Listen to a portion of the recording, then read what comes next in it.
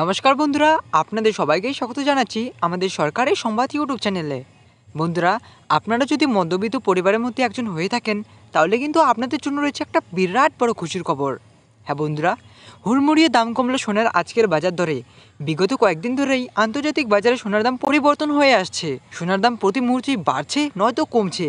আজকের বাজার দরে এক ধাপে অনেকটি দাম কমেছে সোনার, এমনটাই জানাচ্ছে জুয়েলার সমিতি। পাশাপাশি দাম কমেছে আজকের রূপোরও।